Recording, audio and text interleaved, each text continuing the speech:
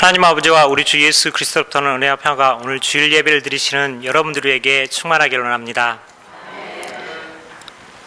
사느냐 죽느냐 이것이 문제로다. 셰익스피어의 희곡 햄릿에 나오는 말입니다.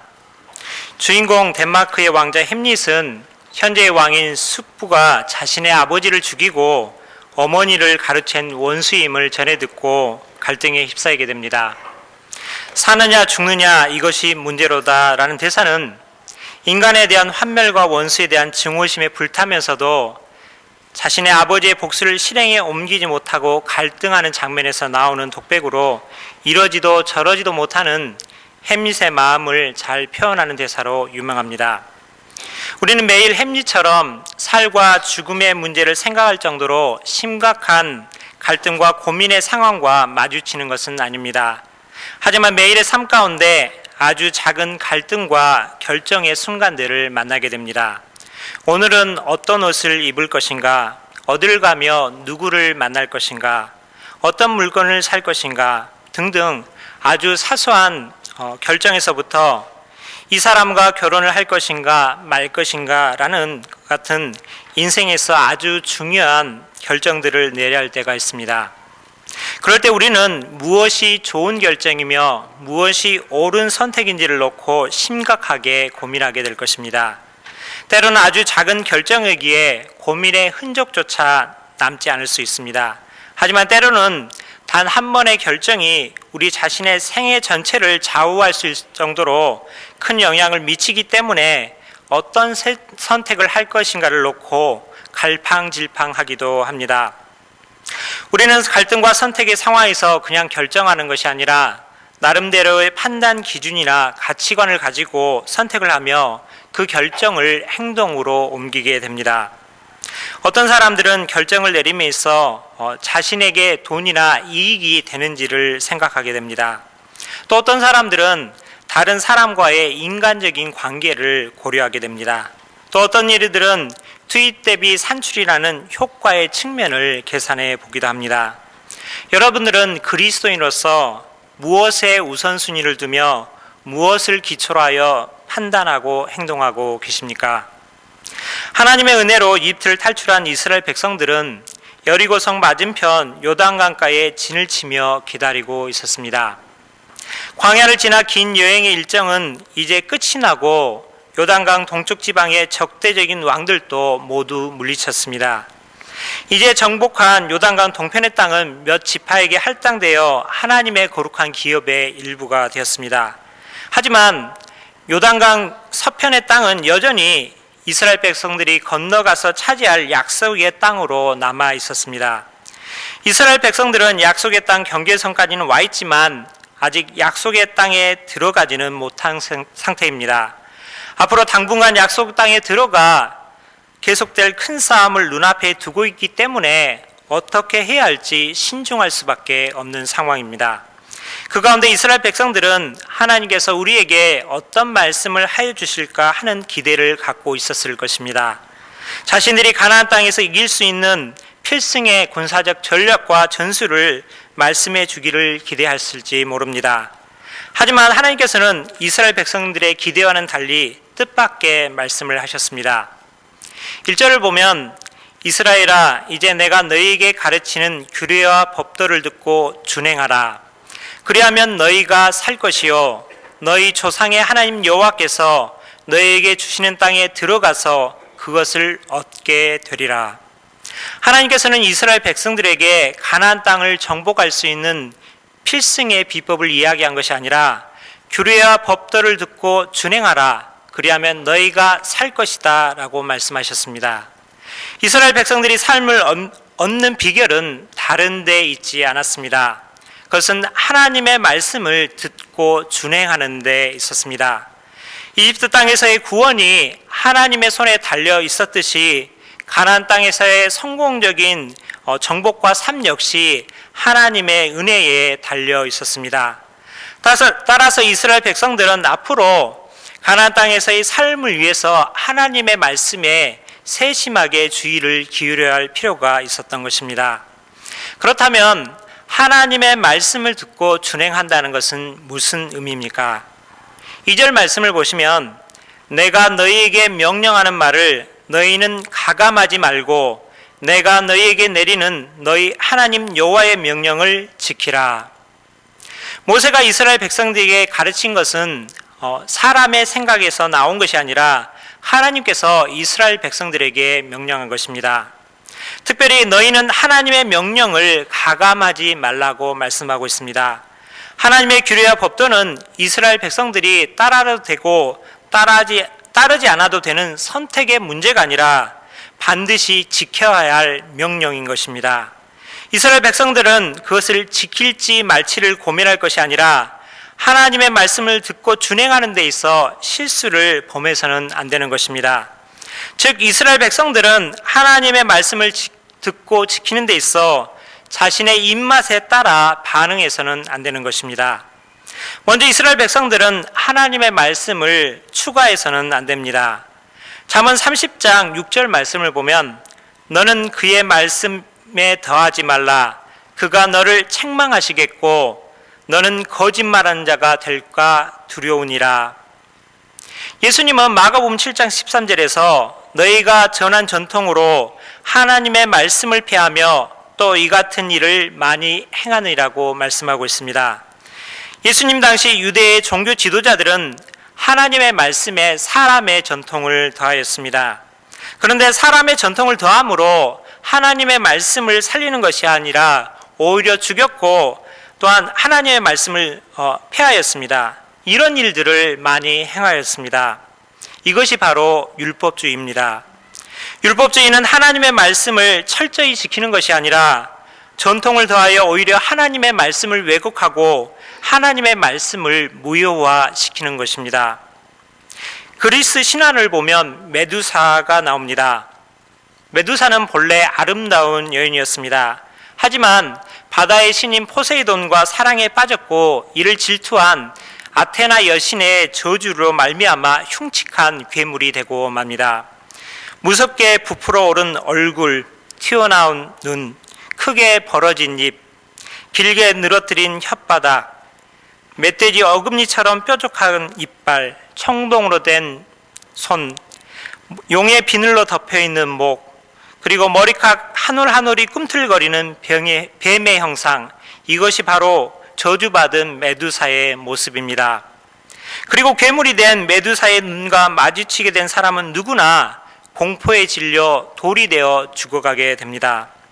살아있는 생명의 말씀에 인간의 전통을 더한 율법주의는 바로 이 눈을 마주치는 사람이면 누구나 돌로 만들어버리는 메두사와도 같습니다. 왜냐하면 아름답고 살아있는 생명의 말씀을 대하는 자로 하여금 삶과 생명을 주는 것이 아니라 오히려 생명력을 잃고 얽매이고 경직된 삶을 살게 하기 때문입니다. 말씀에 사람의 전통을 더하는 율법주의가 심각한 잘못이라면 어느 특정한 말씀을 빼는 건 역시 그에 못지않은 심각한 잘못이라 할 수 있습니다. 그것은 하나님의 정당한 말씀을 따르지 않기로 결정한 것과 마찬가지입니다. 하나님의 말씀을 따르지 않는다는 것은 하나님의 말씀의 권위를 인정하지 않다는 것과 같은 의미이기 때문입니다. 나의 귀에 거슬린다고 순정하기 어렵다고 성경 말씀에서 그 말씀을 빼버리시겠습니까? 요한계시록 22장 18절에서 19절 말씀은 다음과 같이 우리에게 경고하고 있습니다. 내가 이 두루마리의 예언의 말씀을 듣는 모든 사람에게 증언하노니 만일 누구든지 이것들 외에 더하면 하나님이 이 두루마리에 기록된 재앙들을 그에게 더하실 것이요 만일 누구든지 이 두루마리의 예언의 말씀에서 제하여 버리면 하나님이 이 두루마리에 기록된 생명나무와 및 거룩한 성의 참여함을 제하여 버리시리라. 사랑하는 성도 여러분, 과연 하나님의 말씀의 권위를 인정하지 않는 그리스도인이 가능하겠습니까? 하나님의 말씀을 더하거나 빼지 말고 그대로 지키라는 것은 하나님의 말씀을 임의로 수정하여 자신에게 유리하도록 해석하지 말고 진지하게 우리의 삶으로 받아들이라는 말씀입니다. 계시된 하나님의 말씀은 우리가 나아갈 길을 밝혀주며 그 삶의 목적을 제시해 주는 것입니다. 하나님의 말씀은 내 발의 등이요 내 길의 빛입니다. 그러므로 하나님의 뜻을 나의 이익이 되는 방향으로 해석하고 왜곡시킨다면 우리는 결국 삶의 방향과 길을 잃어버리고 헤매일 수밖에 없는 것입니다. 오늘 성경 본문 6절 말씀은 성경 말씀을 지켜 행하는 것이 여러 민족 앞에서 너희의 지혜요 너희의 지식이라고 말씀하고 있습니다. 여러분들은 오늘 우리가 보는 성경 말씀이 우리의 지혜이며 우리의 지식이라고 인정하고 또한 받아들이고 계십니까? 잠언 22장 17절을 보면 너는 귀를 기울여 지혜 있는 자의 말씀을 들으며 내 지식에 마음을 둘지어다 라고 말씀하고 있습니다. 우리가 예배를 마치고 세상으로 나아갈 때 하루의 삶이 불확실하고 혼란스러울 수 있습니다. 하지만 그리할지라도 우리가 하나님의 말씀에 귀를 기울이며 하나님의 말씀을 우리의 마음속에 둘 때 하나님의 말씀이 우리의 삶의 지혜가 되며 우리를 인도하는 빛이 될 것입니다. 사랑하는 성도 여러분, 우리가 하나님의 말씀에 신실하게 순종하는 것은 매우 좋은 삶의 열매를 맺게 합니다.